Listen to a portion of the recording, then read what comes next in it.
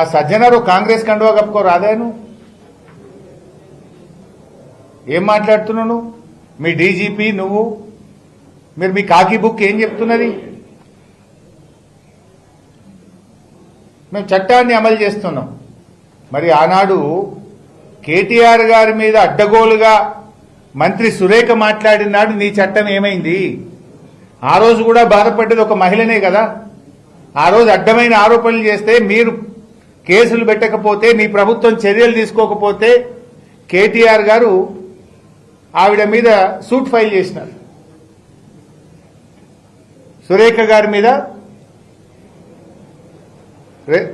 కేటీఆర్ గారు కేసు వేసినారు. ఏం కేసు అంటే మన